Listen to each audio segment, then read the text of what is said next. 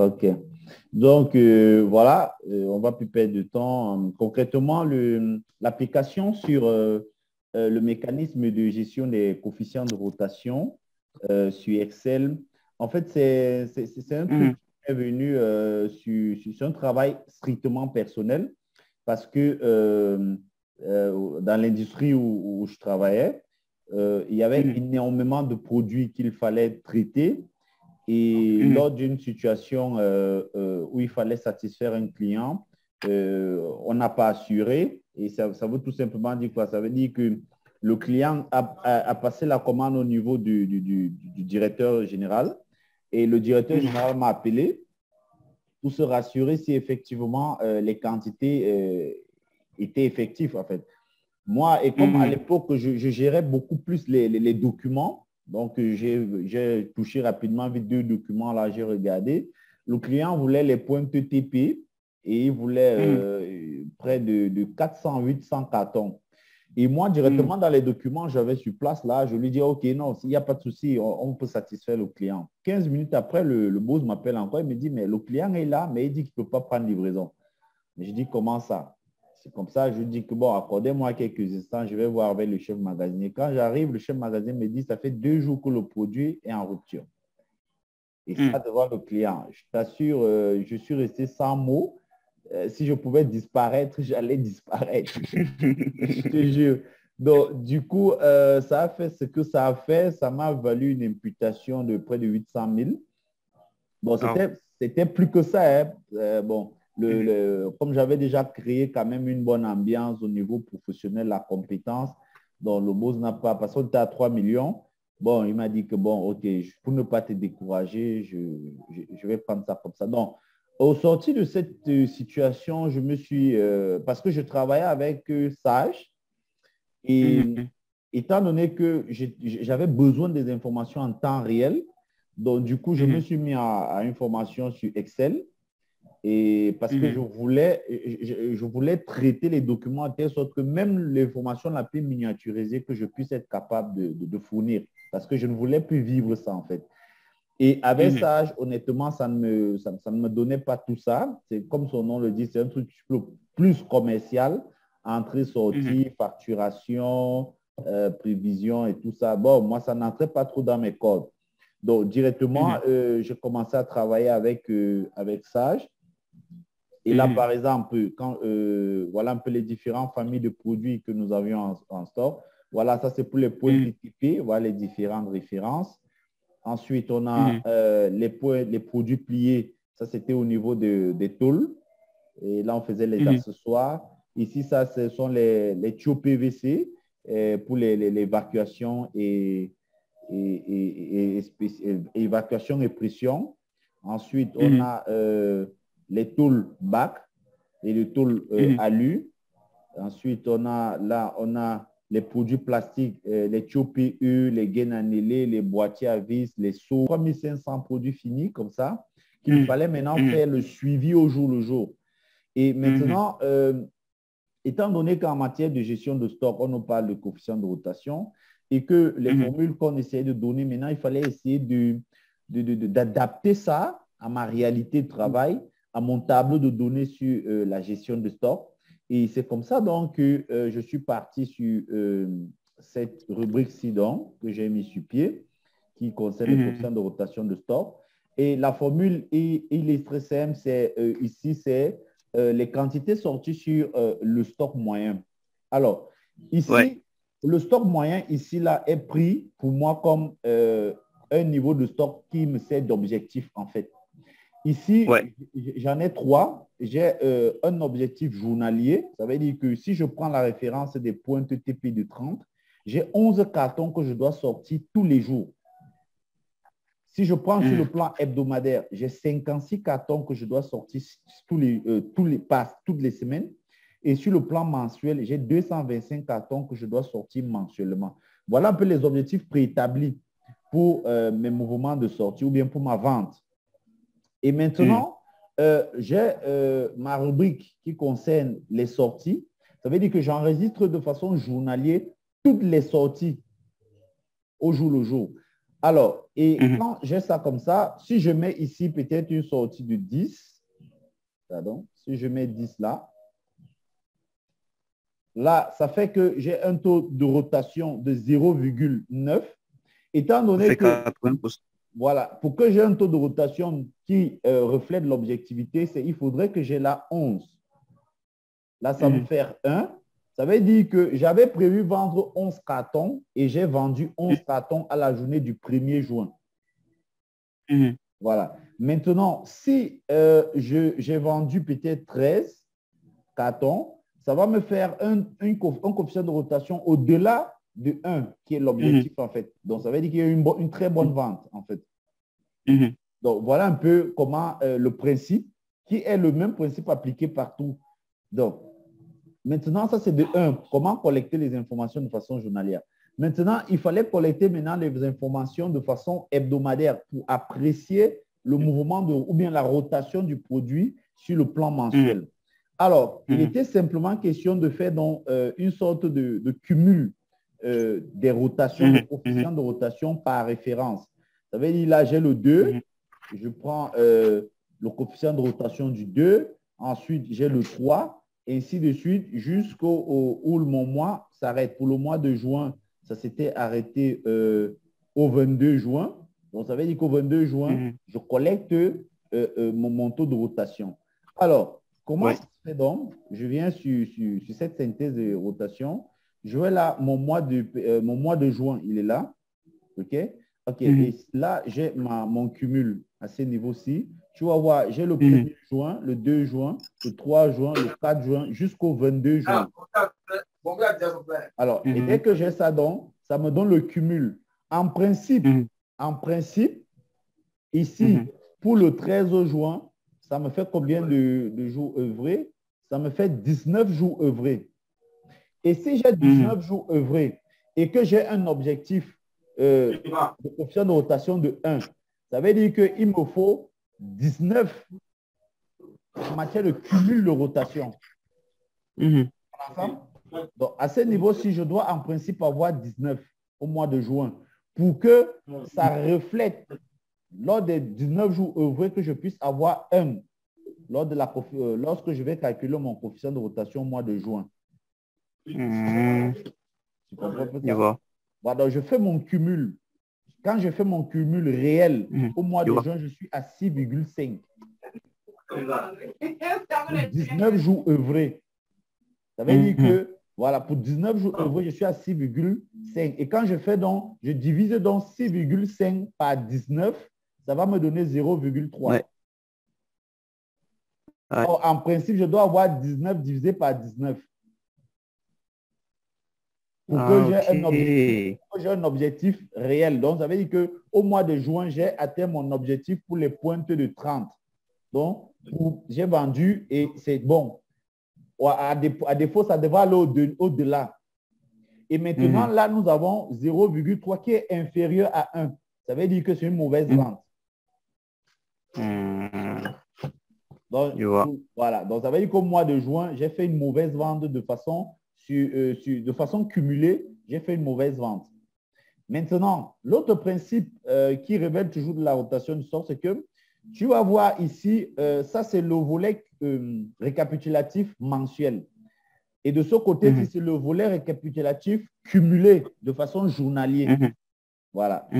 Voilà. Donc maintenant, il est question maintenant de faire quoi? Là, j'ai la rotation de janvier, le coefficient de rotation du mois de janvier, qui est à 1,2. Ça veut dire que pour les pointes de 30, au mois de janvier, c'était très bien vendu. Ils se sont très bien comportés. Au mois de février, il est à 0,3. Ça veut dire qu'il s'est mal comporté. En mars, avril, mai, juin, il est au rouge parce qu'il s'est mal comporté. Voilà. Donc, c'est le même principe avec les autres références dans la même famille. Et maintenant, si je veux identifier uniquement les produits qui se sont bien comportés au mois de janvier en matière de points TP, je viens là, je sélectionne là, OK. Donc, ça m'a choisi uniquement les produits qui se sont bien comportés au mois de janvier. Et là, je peux faire ça pour avoir une information un peu plus précise. Lorsque si je veux transmettre mon information au niveau de top management, OK, voilà, ça m'identifie tous les produits avec leur rotation, leur coefficient, autant pour moi, leur coefficient pour le mois de janvier. Alors, je peux faire la même chose. Je peux faire pareil. Si je viens là, je choisis uniquement les produits qui se sont mal comportés. Tous ceux qui sont rouges. Voilà, voilà mes produits qui se sont mal comportés. Je peux décider de traduire ça sous forme d'information. Et voilà, voilà un peu à quoi ça va ressembler. Donc, voilà comment j'apprécie mes coefficients. Donc, voilà un peu. Maintenant, la distinction, ceux qui sont au rouge sont ceux qui se sont mal comportés et ceux qui sont au vert sont ceux qui se sont bien comportés. Ça veut tout simplement dire que ceux qui sont au vert sont ceux-là qui sont égaux ou supérieurs à 1. Là, je peux apprécier le comportement de chaque référence de produit de façon mensuelle. Janvier, février jusqu'à juin. Je me suis arrêté là. Et ici, maintenant, j'ai deux couleurs. Il y a la couleur rouge et la couleur verte. La couleur rouge veut tout simplement dire que les produits se sont mal comportés. Et la couleur verte veut dire que les produits se sont bien comportés. Ici, comment je l'apprécie? Étant donné que mon objectif en matière de coefficient de rotation est égal à 1, si le coefficient de rotation d'un produit est égal à 1, ça veut dire qu'il s'est bien comporté. S'il est supérieur à 1, il s'est bien comporté. S'il est inférieur à 1, il s'est mal comporté. Voilà déjà. Donc, je peux donc décider de sélectionner ou bien de faire le filtre uniquement des produits qui se sont bien comportés au mois de janvier. Voilà, donc tous ce qui sont ouverts sont les produits qui se sont bien comportés au mois de janvier. Voilà. Et je peux le traduire sous forme de graphique. Je fais tout simplement ceci. Alors, et là, je mets là. Donc, voilà donc, ici, de façon synthétique, les produits qui se sont bien comportés au mois de janvier. Et comme ça, je peux les transmettre tranquillement à mon top management. OK. Je vois. Voilà.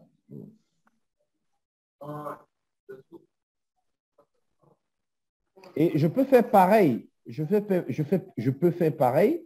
Je veux maintenant identifier les produits qui se sont mal comportés durant le mois de janvier. Et j'identifie là. Et je peux faire cette traduction graphique-ci. Et voilà, j'ai mes graphiques en matière d'histogramme qui me montrent exactement les produits qui se sont mal comportés durant le mois de janvier. Et je peux faire comme ça pour tout ce qui est du mois de février, de mars, d'avril, ainsi de suite. Donc, l'autre volet aussi qui nous concerne aussi, c'est sur comment peut-être identifier le comportement d'un produit sur peut-être sur 3 mois, sur 6 mois. Si je prends par exemple les pointes TP de 40, tu vas te rendre compte qu'en janvier, pour aucun mouvement, en fait, toute la ligne de janvier est au rouge. Ça veut dire qu'il y a eu aucun mouvement, en fait. Et s'il y a eu aucun mouvement, ça veut dire que c'est un produit dormant. Parce qu'un produit dormant, lorsqu'il fait plus de 6, ou bien égal ou à 6 mois sans mouvement, il devient un produit dormant. Il occupe le magasin pour rien, il occupe un espace inutile. Alors, lorsqu'on a affaire à ce type de produits, les produits qui se sont mal comportés, les produits qui ne se mouvementent pas, alors il est important de s'interroger sur déjà le prix du produit, si le produit n'est pas trop cher sur le marché. De 2, si le produit n'est pas obsolète sur le marché. De 3, si l'action marketing sur la visibilité du produit n'est pas assez poussée. Et lorsqu'on se pose donc ces 3 questions-ci, il faut donc trouver des solutions. Et ces solutions-là vont nous servir d'action de correction pour le mois qui va suivre. Par exemple, si j'ai au mois de février, de janvier, autant pour moi, sur les pointes de 120 par exemple, les pointes de 120, le point de 120 au mois de janvier n'ont connu aucun mouvement. Mais au mois de février, il est passé au vert. Au mois de mars, il est passé au vert. Au mois d'avril, il est passé au vert. Ça veut tout simplement dire que les mesures qu'on a prises au mois de janvier concernant les pointes de 120 ont apporté des fruits. Et c'est ces fruits donc qui ont perduré durant les 3 mois. Mais on se rend compte qu'au mois de mai, ça a chuté et au mois de juin, ça a chuté. On s'interroge à nouveau. Pourquoi ça a chuté? Pourquoi cette période-là? Et on trouve donc des solutions, on essaie d'améliorer pour qu'au mois de juillet, qu'on ne connaisse plus les mêmes péripéties. Donc, voilà un peu des analyses qu'on peut avoir avec une bonne gestion des coefficients de rotation. Et en même temps, le coefficient de rotation ici peut permettre de sensibiliser le volet marketing, de telle sorte qu'on peut savoir, en fonction des objectifs qu'on a donnés aux commerciaux, est-ce que ces objectifs ont été atteints? Et donc, voilà un peu l'une des particularités aussi de cette gestion avec les rotations de stock. Et en même temps, je peux avoir un coefficient de rotation pour la famille des TP, par exemple. Là, je peux dire que les pointes TP se sont mal comportés au mois de janvier jusqu'au mois de juin, de façon globale. Mais pris de façon individuelle, on va donc identifier les produits qui se sont bien comportés, ceux qui se sont mal comportés. Oui. Voilà. Donc, et il y a aussi un autre volet, c'est que je peux faire, en même temps, on peut faire un récapitulatif. OK? Là, on a un récapitulatif donc en matière de famille de produits. Là, pour mes formations, j'utilise 2 familles de produits, les points TP et les produits pliés. Ça veut dire que j'ai là l'objectif qui est la cible. Au mois de janvier, je dois avoir comme coefficient de rotation doit être égal à 1.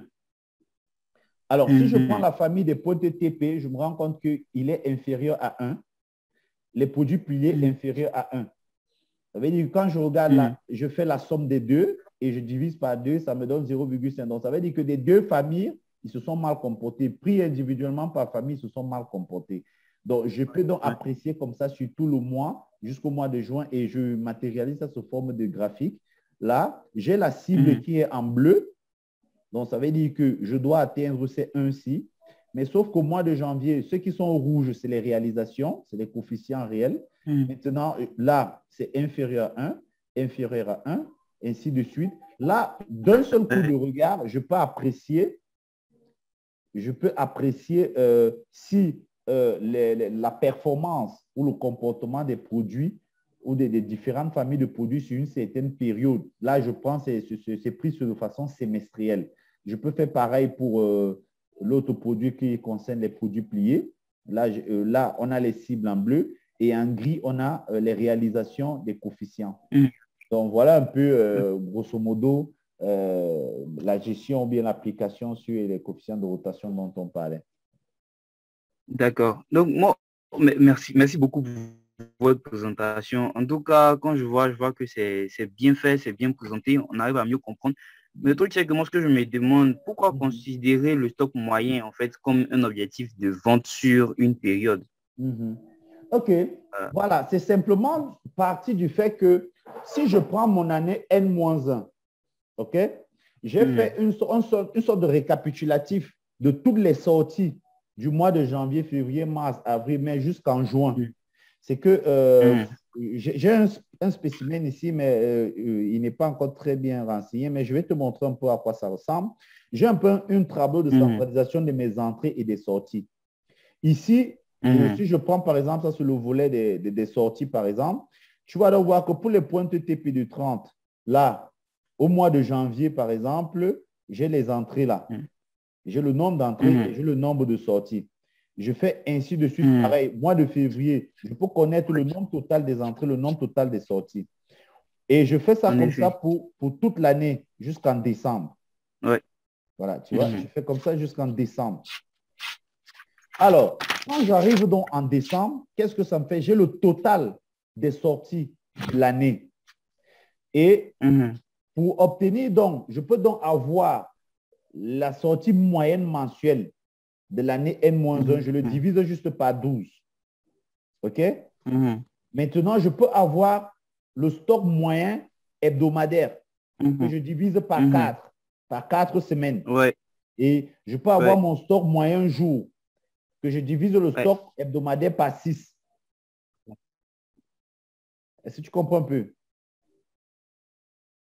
Ouais, je vois. Je dis, puisque le calcul du stock moyen, il se fait à partir du stock initial et du stock final divisé par 2. Oui. Donc, je me dis que si, voilà. si tu dois avoir un stock moyen de peut-être 40 unités d'un produit assorti par jour, bon, je me dis que est-ce que c'est, c'est objectif en fait en termes de trucs, voilà, parce que le stock moyen, moi je me dis il faudrait pas trop le considérer comme un objectif. Non, non, non, attends, je vais t'expliquer. Laisse-moi faire ce que je fais là, je vais t'expliquer. OK. Mhm. Il faut que tu comprennes que le principe que tu es en train de donner là, j'ai eu à travailler dessus. Quand je travaillais les stocks moyens dans mes débuts, j'ai été confronté à cette Mhm. situation-là. OK? La formule que tu donnes, stock moyen, stock Mhm. initial plus entrée moins sortie divisé par deux. Mais sauf que ça te Mhm. permet juste d'avoir un niveau de stock sur une période de façon journalière. Mhm. Mais maintenant, Mhm. si je Mhm. veux prendre Voilà. ça, Oui. voilà. Mais si je veux prendre ça sur une durée, tu vas te rendre compte que si je veux calculer comme ça, et le jour où j'ai fait zéro entrée et j'ai peut-être sorti 20. Or, les 20 là, c'est Mhm. sur le stock initial. Tu vas donc voir que le stock d'entrée lui-même n'impacte pas. Et ça va perturber Mhm. l'appréciation au niveau du stock moyen, en fait, sur la durée. Maintenant, le principe que nous, Mhm. on adopte ici, c'est que le stock moyen, pour moi, ici, c'est à partir de ce principe-ci. Je pars sur le principe que, de façon journalière, je fais un cumul des produits qui sortent de façon journalière, je fais un cumul Mhm. mensuel et je fais un cumul Mhm. annuel. OK? Ça Mhm. me permet tout simplement, Mhm. lorsque j'ai fait mon cumul annuel me permet de dire que, OK, pour l'année passée, j'ai fait sortir Mhm. 16 052 produits. Ça, c'est réel. C'est ma Mhm. performance réelle. Ouais. OK? Je Mhm. peux donc dire que, OK, pour que je réalise la même performance à l'année N plus 1, je fais une prévision. Je vais donc dire que, Mhm. OK, par mois, ça va me coûter combien? En fait, ça me fait combien de quantités à sortir par mois comme objectif de l'année N plus 1? Ouais. Je me rends Bah, donc compte que 12. je vais donc diviser ça Mhm. par 12, ça me fait 1338 cartons, par Mhm. exemple. Je dis donc, OK, donc par mois, j'ai un objectif de 1338 cartons à réaliser. C'est les objectifs que je communique Ouais. donc aux commerciaux. Ouais. Généralement, c'est un objectif transversal, hein, donc tout le monde a cet objectif-là. Maintenant, je reviens sur le plan Mhm. hebdomadaire. Je divise donc cet Mhm. objectif mensuel par 4, donc par 4 semaines. Ça me donne 334. Donc, ça veut dire que par semaine, j'ai un objectif de 334 cartons à vendre, à écouler. Et Ouais. maintenant, puisque je dois travailler de façon journalière aussi, je divise donc 334 par 6, donc qui correspond à lundi à samedi. Je trouve donc 56 cartons. Donc, je dois avoir 56 cartons que je dois sortir tous les jours Ouais. que Dieu a créé. Ouais. Voilà comment je Ouais. détermine mon stock moyen qui me sert d'objectif de vente, en fait. Ouais, Donc, je tu vois, donc, vois. je pars sur la Je base vois. de la vente N-1 pour déterminer mes objectifs.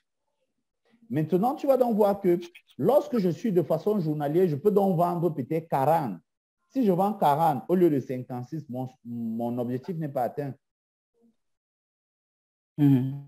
Si je vends 56, objectif atteint. Si je vends 60, objectif atteint. En fait, je comprends très bien ce que vous dites, en fait. Vous considérez le stock moyen par rapport aux ventes, parce que l'analyse que vous allez faire, comme vous avez dit, c'est Oui, les sorties que vous avez analysées, en fait. tout à Et vous fait. avez cascadé sur les mois, les semaines et les jours. Tout à fait. Maintenant, ça, ce sont les sorties, c'est-à-dire les ventes. Mhm, Mais en termes de matière en stock, mhm. est-ce que vous voyez, c'est de ça Je que vois. moi je parle, en fait, en termes de Mhm. matière en stock. Bon, matière en stock Quel concrètement. sera concrètement, en termes Oui. de matière en stock, c'est-à-dire votre Mhm. stock moyen, le stock que vous devez avoir pour satisfaire, en fait, la commande, C'est pour ce que je, satisfaire ouais, mais c'est ce la que je vais, commande. en fait, c'est ce que je viens de t'expliquer de façon en cascade, en fait. Ça veut dire que pour que je puisse Mhm. satisfaire ma commande journalière, ça veut dire que quand je me fie Mhm. à mes réalisations de l'année N-1, donc de l'année dernière, j'ai minimum 56 cartons qui sont vendus. Donc, les clients me prennent au moins minimum 56 cartons par jour. Donc, ça veut dire que pour que je puisse satisfaire un besoin, il me faut minimum 56 cartons dans mon magasin par jour. Voilà. Donc, ça peut arriver. Je peux, sur le plan stratégique, majorer de 15% en disant que je vais doubler l'action marketing pour attirer de nouveaux clients. OK? Qui vont acheter au-delà de 56. Ça veut dire que je majore donc de 15%. Et le surplus de la majoration, donc j'ajoute sur les 56. Ça veut dire que dans mon stock, j'ai 56 plus 15% de majoration. Mais à la base, mon objectif, c'est de vendre 56 cartons parce que ça a été ma performance de l'année dernière. C'est ça. Tu vois un peu? C'est ça. En fait, je comprends bien en fait ce que nous, on considère ça comme la baseline, c'est-à-dire la vente sans action marketing, sans action promotionnelle et tout. Tout à fait, tout à fait. Et la majoration donc, de 15%, donc, est ce donc qui vont mettre l'action, qui vont déclencher l'action marketing. Voilà, c'est ça. Bien évidemment. Voilà. Si ici, la même étude appliquée en fait à un produit nouveau sur le marché. Comment on va observer en fait les différentes ventes, c'est-à-dire les fluctuations des stocks du produit nouveau sur le marché en fait. En fait, pour ce volet-là, généralement, lorsqu'on produit un nouveau, déjà nouveau pour l'entreprise, parce que si vous êtes une industrie de transformation, ça veut dire que sur une période, vous avez reçu des besoins. Et ces besoins, maintenant, vous essayez de regarder votre capacité de satisfaction de ce besoin. Vous évaluez donc, vous faites une analyse et vous faites une sorte d'étude de marché. Nous, je vais te prendre un cas, par exemple, nous, on a ce qu'on appelle les produits pliés qui vont dans les tôles. C'est un peu comme les bandes de riz. Sa dimension normale, c'est 2 mètres. Mais sauf que après un certain temps, on s'est rendu compte que les clients demandaient plus les bandes de riz de 4 mètres. Ça a duré, on nous a fait les commissions ont fait un rapport dessus. On a dit, OK, on va observer le marché. Si ça persiste, on verra ce qu'on va faire. Le deuxième mois, pareil, le besoin était grandissant. Le troisième mois, le besoin était vraiment grandissant. Alors, qu'est-ce qu'on a donc fait? On a fait d'un passé. On a dit, OK, qu'est-ce qu'il faut exactement pour produire les produits de 4 mètres? On a dit, OK, il faut telle machine, il faut telle matière, il faut ceci, il faut ceci, il faut cela. Maintenant, on a déclenché donc, un budget et on a acheté la machine et la machine est arrivée, on a acheté la matière est arrivée, on a lancé la production. Maintenant, on passe sur une prévision sur étude de marché. Donc, ça veut dire que sur le besoin que nous avons collecté. Et si tu vois un peu. Maintenant, c'est sur ce besoin-là, on dit que, OK, déjà, on vendait ceux de 2 mètres. Voilà, on avait une fréquence de vente de ceux de 2 mètres. Maintenant, on va migrer à 4 mètres. Mais ce qu'il ne faudrait pas oublier, c'est que c'est le produit rend le même service, mais sauf que il a été amélioré, il a été optimisé. Donc, ça veut dire que les mêmes clients qui prenaient ceux de 2 mètres sont les mêmes clients qui vont migrer pour prendre ceux de 4 mètres. On est ensemble? Voilà. Tu vois donc, voilà, je peux me baser sur les prévisions des ventes des produits de 2 mètres pour faire donc, pour arrêter les chiffres des ventes de produits de 4 mètres. Voilà. Or, le produit de 4 mètres, c'est un nouveau produit sur le marché. Les produits de 2 mètres tendent à disparaître. Mais sauf que le client reste le même. Voilà. Maintenant, pour un produit qui n'existe même pas, d'où l'étude de marché. Par exemple, lorsqu'on a ouvert une nouvelle unité de production des cartons, par exemple, notre usine n'existait même pas encore. Mais on avait déjà ça en projet. Qu'est-ce qu'on a donc fait? On a déclenché dans une étude de marché avec les concurrents existentiels, les marchés qui n'étaient pas encore occupés, les besoins sur le marché. On a donc fait une collecte, on a envoyé une équipe d'études de marché. Ils nous ont ramené les informations qu'on a quantifiées Et on a essayé maintenant de mettre ça sous forme de réalisation. En fait, il a très bien compris toute l'explication que vous avez de tout ce que vous avez dit. Je pense que votre outil est vraiment dynamique, en fait, pour Donc, en parallèle, c'est un outil qui me permet de... Avec ça, je fais des formations sur le module gestion des stocks, indicateur clé de performance, montage, tableau de bord. Donc, c'est avec ça, tous les gestionnaires de stocks, on travaille dessus pour qu'ils essayent d'adapter un peu les traitements sur Excel, faire de la synthèse de données, valoriser et faire le tableau de bord pour pouvoir mieux synthétiser leur rapport mensuel. Donc, voilà un peu grosso modo ça à quoi me sert cette application-ci là. Je ne sais pas si tu as encore des questions à poser. Ouais, je pense qu'on a fait le tour, hein. En tout cas, pour moi, je pense que voilà, ce que je voulais voir, j'ai bien compris la chose. J'ai bien compris la chose et j'ai bien compris la portée en fait de l'outil. En termes de au niveau de la supply chain et tout.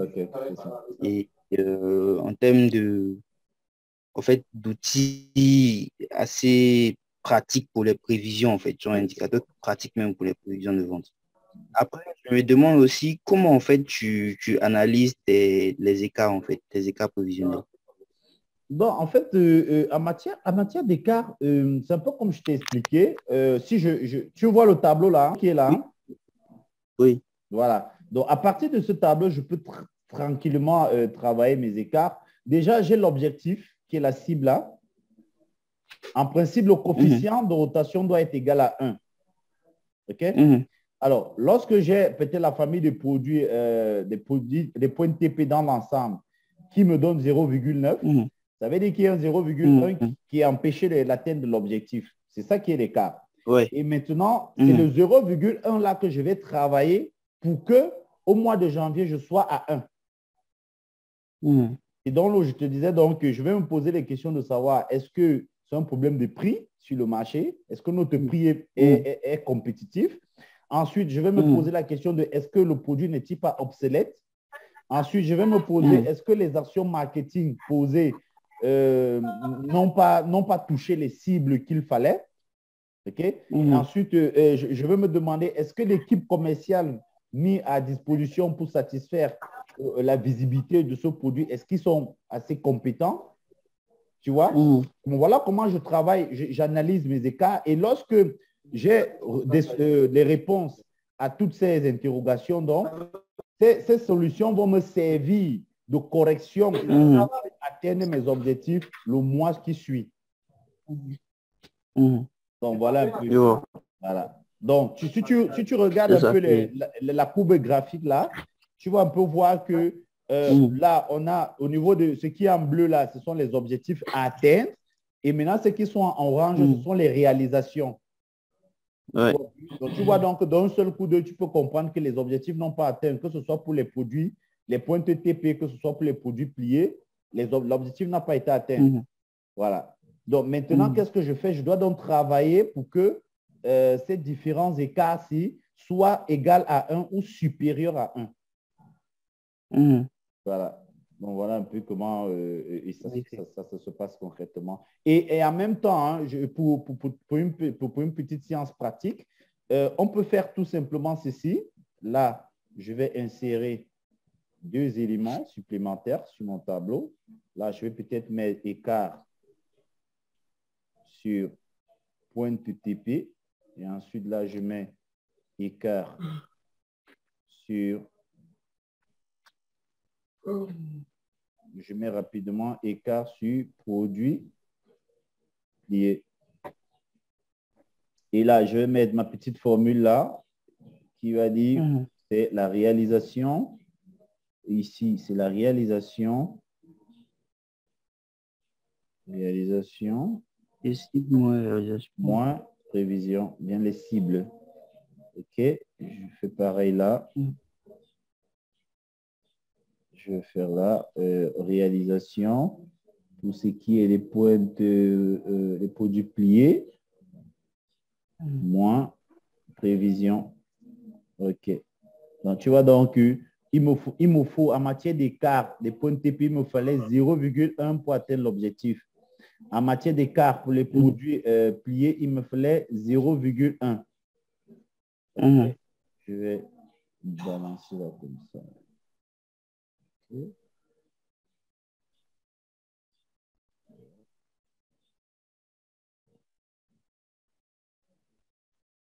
OK. Là, c'est fait. Maintenant, et tu vas donc voir qu'il me fallait, voilà un peu, pour ce qui est en matière d'écart. OK, je vais donc évaluer ça sous forme de graphique. On va avoir un visuel graphique. Je viens là.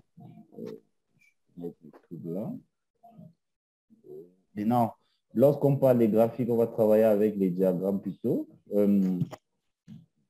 D'objectifs, voilà. OK.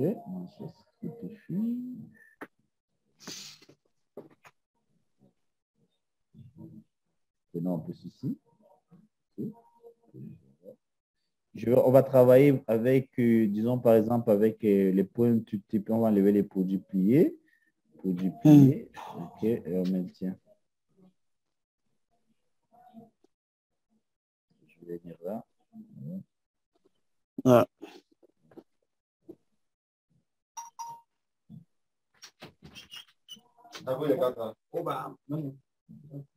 Voilà. Donc, tu vas donc voir que les écarts sont en jaune là.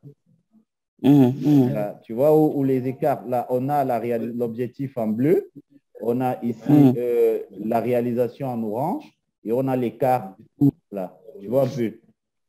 Oui. Donc, voilà un peu comment je peux travailler au niveau des écarts. Là, d'un coup d'œil, je peux voir qui était performant, qui n'était pas performant, tout simplement. Mais après, il me demande pourquoi ne pas... Qu'est-ce que la question que je voulais poser? Vas-y. Au niveau des écarts, là, est-ce qu'il ne pourrait pas avoir une marge d'écart prévisionnel, en fait?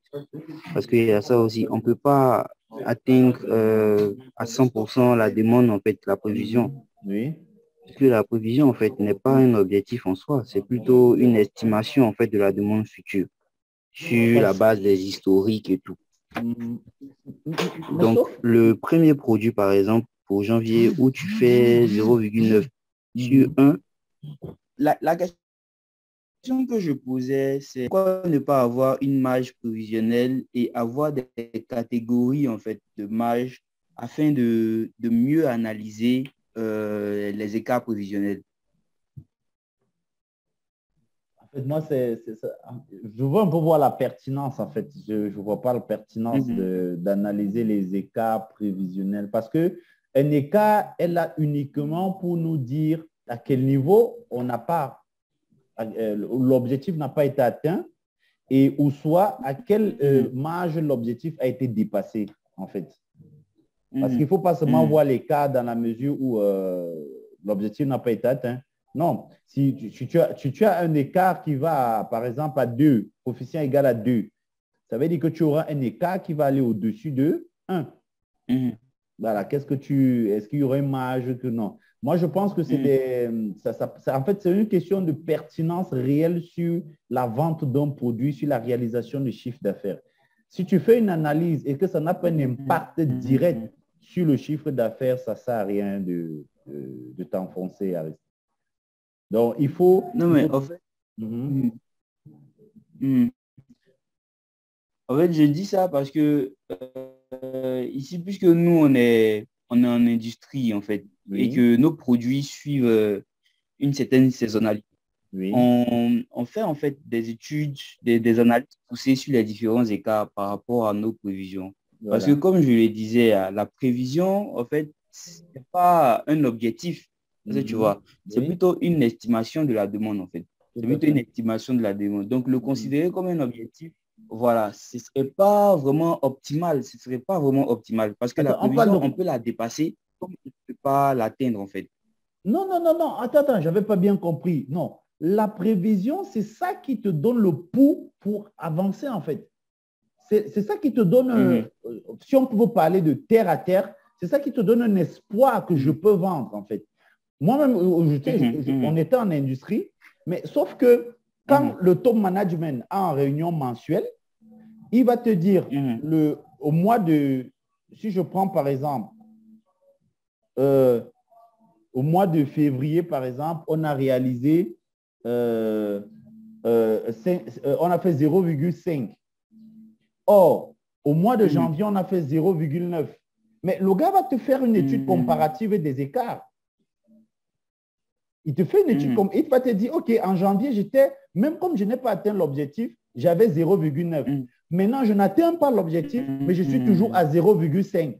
Mais tu vois donc voir qu'il te fait une sorte d'écart. Et il se base sur quoi? C'est sur les prévisions, c'est sur ce qu'il attendait en fait. Parce que la prévision, c'est ce qu'on attend. Est-ce que tu vois un peu? Donc, c'est la première des choses que lorsqu'on met une structure sur pied, il faut définir les prévisions. Et ce sont ces prévisions qui sont notre régulateur, qui sont notre mesure. Sans mesure, sans prévision, tu navigues à vue, en fait. Tu n'apprécies pas tes réalisations, tu n'apprécies pas tes performances. Tu vois ce que je veux dire? Donc, ça veut dire que pour tout ce que nous faisons, il faut toujours prévoir. L'année N+1, je vais faire plus que ça. Qu'est-ce qu'il me faut? Maintenant, sur le plan logistique, sur le plan des besoins structurels, est-ce que je dois augmenter mon entrepôt? Est-ce que je dois augmenter l'effectif du personnel? Est-ce que je dois augmenter ma flotte de véhicules? Est-ce que je dois augmenter mon parc machine? Est-ce que je dois avoir un nouveau logiciel qui traite plus facilement? Est-ce que tu vois un peu? C'est cet ensemble d'outils qui me permet de dépasser mes prévisions, en fait. C'est vrai qu'il y a des entreprises, par exemple. Oui, je t'écoute. Oui, ce que moi j'aimerais demander, est-ce que quand vous étiez en entreprise, les données que vous traitiez, est-ce que vous aviez eu des produits qui suivaient une certaine saisonnalité, en fait? Tout à fait. Tout à fait. Je vais te montrer sur mon tableau là, je vais te montrer synthèse de rotation. Okay. Regarde un peu peut-être ce tableau-ci. Ça, je vais l'enlever.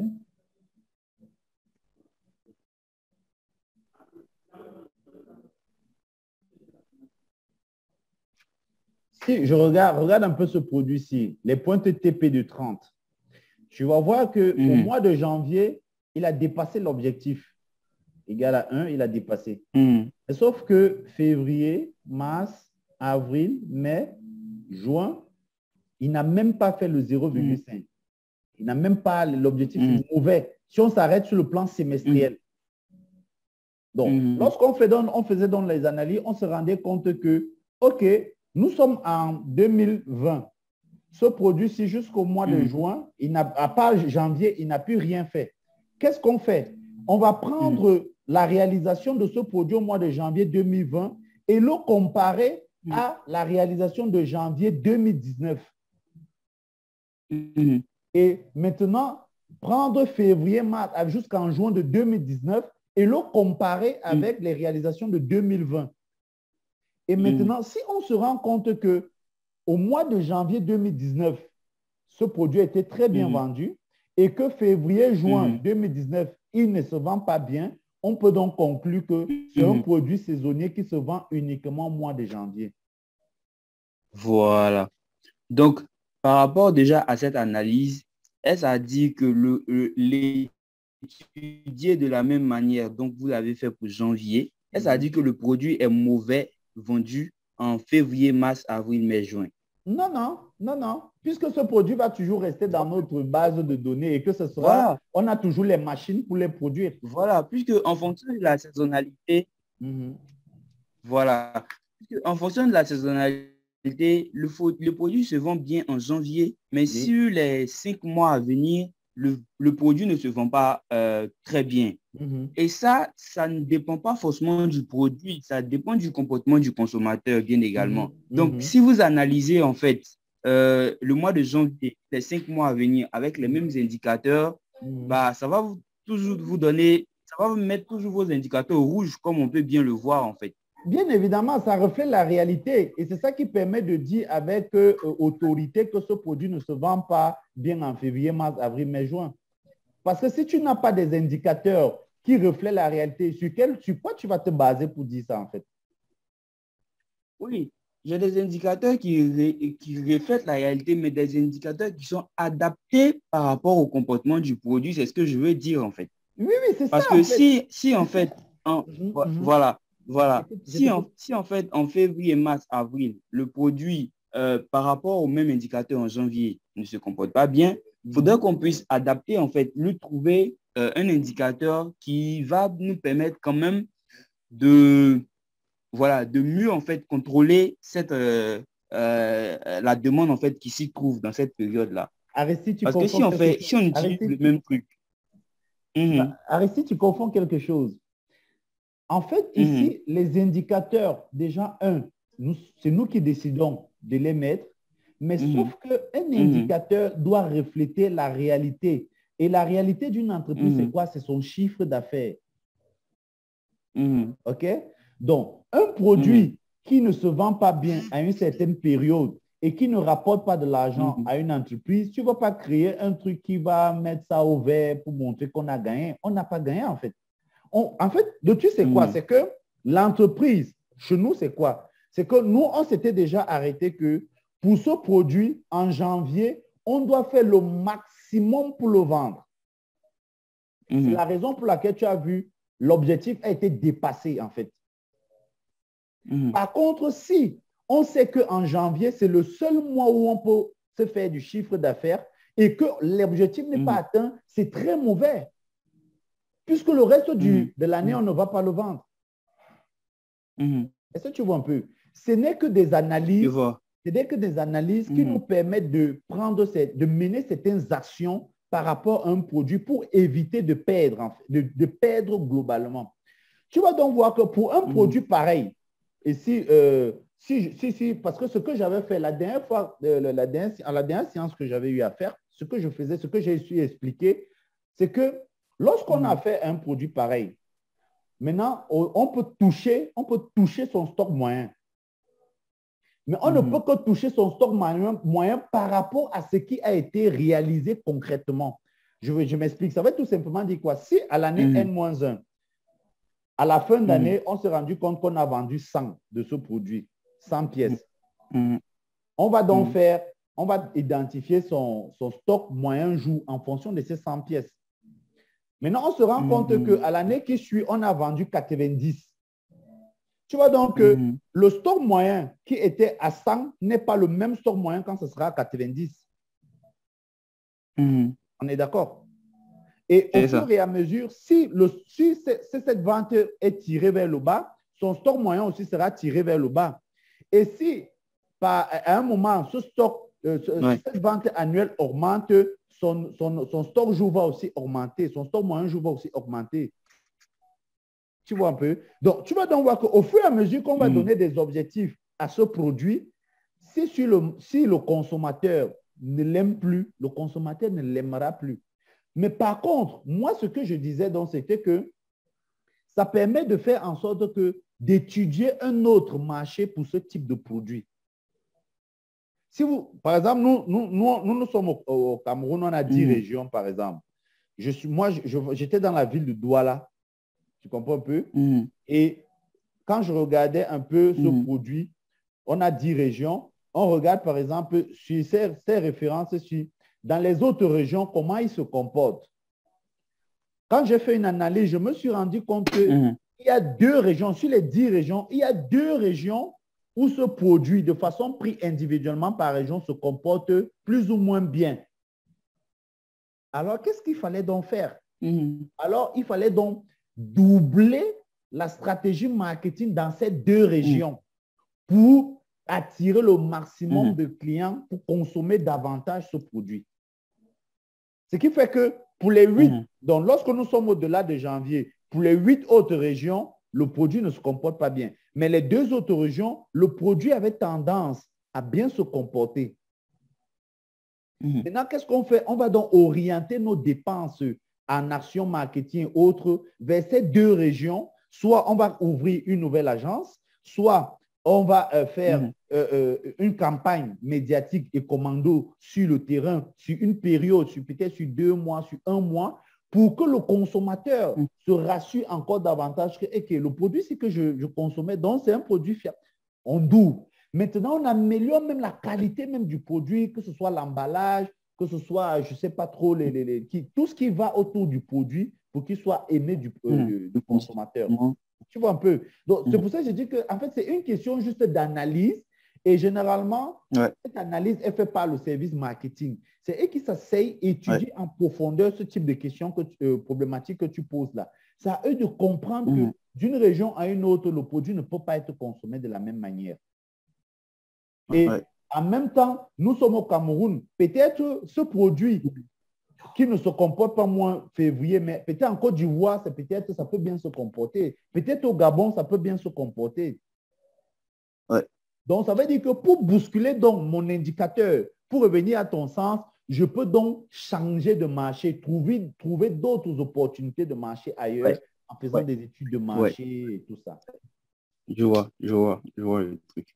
Voilà un peu. Ah, vraiment, moi, je pense que cette échange a été vraiment enrichissante, en fait, moi aussi. pour plusieurs choses qui prêtaient à confusion au niveau de mon interprétation de certaines situations et tout. C'est ça. Ok, c'est plaisir partagé. Et en passant, Aristide, comme je disais tout à l'heure, c'est un module de formation sur la gestion de stock, indicateur de performance et montage tableau de bord. Donc, si tu peux recommander cette formation à tes collègues ou bien à des connaissances, ça me ferait vraiment plaisir. Bien sûr.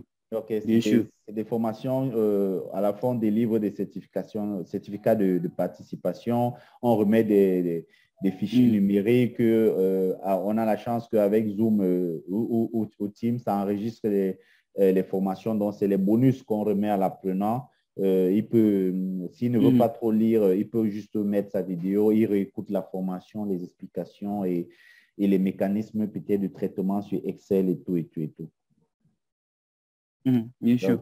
Okay. Bien sûr. Bon, merci beaucoup. Ok, merci beaucoup, Aristide. Porte-toi bien. À la prochaine. D'accord.